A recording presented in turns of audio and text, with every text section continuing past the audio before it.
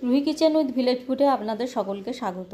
আজকে আমি আপনাদের নারকেল নাড়ু কীভাবে বানাতে হয় সেটাই ভিডিওর মধ্যে দেখাবো।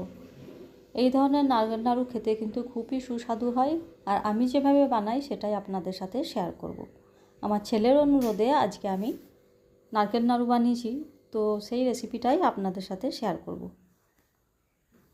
আমার ভিডিও ভালো লাগলে অবশ্যই লাইক, কমেন্ট, শেয়ার করবেন, তার সাথে আমার চ্যানেলটা সাবস্ক্রাইব করবেন।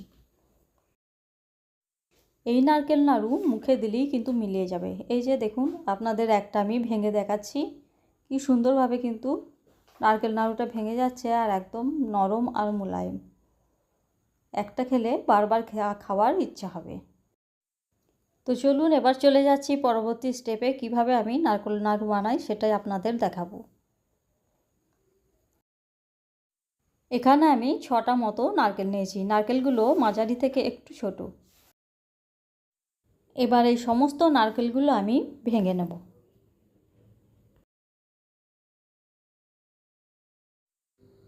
এবার নারকেলগুলোকে আমি সরু সরু করে কেটে নেব।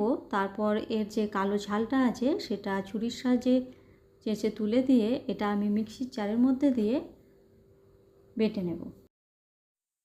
এই যে এভাবে আমি সমস্ত নারকেলগুলো বেটে নিয়েছি। এবার গ্যাস ওভেনের মধ্যে একটা কড়া বসিয়ে দিয়েছি। এবার সমস্ত নারকেল কোড়া এই কড়ার মধ্যে দিয়ে দিলাম। এরপর দিয়ে দিচ্ছি 250 গ্রাম মতো লিকুইড দুধ।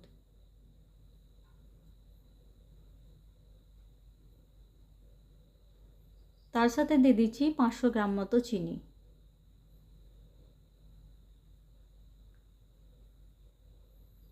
আর দিয়ে দিচ্ছি সামান্য একটু লবণ।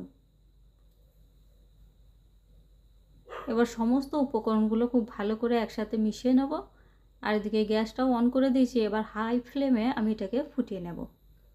এই যে দেখুন ফুটে উঠেছে, আর এটা চিনিটা গলে গিয়ে অনেকটাই পাতলা হয়ে গেছে। আপনারা চাইলে গুড় দিয়েও এই নাড়ুটা বানিয়ে নিতে পারেন, কিন্তু সেক্ষেত্রে দুধ দেওয়া যাবে না, কেননা দুধটা কেটে ছানায় পরিণত হবে। এবার দেখুন জলটা অনেকটাই শুকিয়ে এসেছে। তা আস্তে আস্তে এভাবে নাড়াচাড়া করতে করতে এই লাড্ডুটা আমি বানিয়ে নেব। এবার 4টে এলাচ আমি গুঁড়ো করে রেখেছিলাম সেটা এর মধ্যে দিয়ে দিলাম। এইভাবে নাড়াচাড়া করতে করতে এর জলটা আরও শুকিয়ে এসেছে। তো আপনারা এভাবে বানিয়ে দেখবেন, আমি যে পদ্ধতিতে বানাচ্ছি নিশ্চয়ই আপনারাও সুন্দরভাবে এই নারকেল নাড়ু বানাতে পারবেন।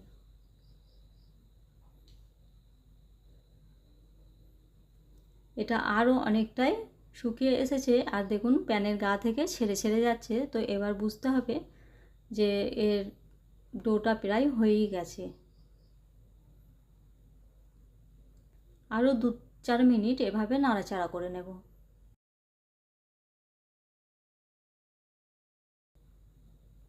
এবার চেক করার জন্য হাতে অল্প একটু নিয়ে গোল করে ঘুরিয়ে ঘুরিয়ে দেখে নেব যে হাতে লেগে যাচ্ছে না, গোল পাকিয়ে যাচ্ছে, তাহলে বুঝতে হবে যে এটা হয়ে গেছে। এবার গ্যাসটা অফ করে দিয়ে এটাকে চুলা থেকে নামিয়ে নিতে হবে। এবার এর মধ্যে থেকে অল্প অল্প নিয়ে গোল করে আমি লাড্ডু বানিয়ে নেব। এটা অনেকটাই গরম আছে, হাতে অনেক গরম লাগছে, তো কষ্ট করে একটু লাড্ডু পাকাতেই হচ্ছে। ছেলেমেয়ের আবদার বলে কথা, কষ্ট তো একটু করতেই হবে। তো যাই হোক, এভাবে লাড্ডুর আকারে আস্তে আস্তে গড়ে নিচ্ছি। একটা লাড্ডু বানানো হয়ে গেছে। এভাবে সমস্তটাই একটু তাড়াতাড়ি করে লাড্ডু পাকিয়ে নিতে হবে। আর আপনাদের কাছে অনুরোধ, ভিডিও ভালো লাগলে অবশ্যই লাইক, কমেন্ট, শেয়ার করবেন, তার সাথে আমার চ্যানেলটা সাবস্ক্রাইব করবেন। আর ফেসবুক থেকে দেখলে পেজটা ফলো করার অনুরোধ রইল। ছোট বড় যে কোনো আকারেই আপনারা লাড্ডুগুলো গড়ে নিতে পারেন, কিংবা কোনো চামচের সাহায্যে মাপ করে নিয়ে লাড্ডুগুলো সেম টু সেম মাপের তৈরি করতে পারেন। আর আমাদের হাত তো একটা যন্ত্র হয়ে গেছে, তো আমি হাতের মাপেই তৈরি করে নিচ্ছি।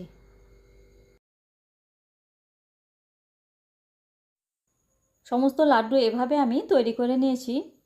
আর নারকেল নাড়ু আমি এভাবেই বানাই। আর এই ধরনের নারকেল নাড়ু আপনারা বানিয়ে দেখবেন, তারপর খেয়ে আমাকে কমেন্টস করে বলবেন কেমন হয়েছে। আর সত্যি বলছি, এভাবে নারকেল নাড়ু বানালে এর স্বাদ কিন্তু দ্বিগুণ হবে। নর্মাল যে নারকেল নাড়ু বানানো হয় তার থেকে এর স্বাদ কিন্তু দ্বিগুণ। আমার কথা বলার সময় একটু আটকে যায়, তো প্লিজ ক্ষমা করবেন। তো এই যে আমার নারকেল নাড়ু বানানো হয়ে গেছে। এবার এটাকে আমি একটা প্লেটের মধ্যে তুলে নিচ্ছি।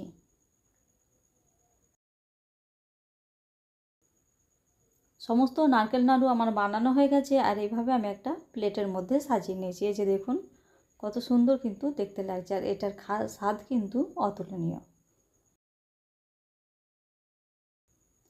এবার এই যে দেখুন একটা কিন্তু আমি ভেঙে দেখাচ্ছি, কত নরম। দেখি ভাঙা দেখি কিন্তু বুঝতে পারলেন যে অনেকটাই নরম, একদম ছেড়ে ছেড়ে যাচ্ছে।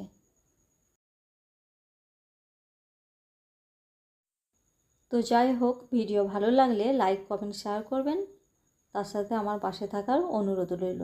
আর প্লিজ আমার চ্যানেলটিকে অবশ্যই সাবস্ক্রাইব করবেন। পরবর্তীতে দেখা হবে অন্য কোনো ভিডিও নিয়ে। ততদিন পর্যন্ত সুস্থ থাকবেন, ভালো থাকবেন। ধন্যবাদ।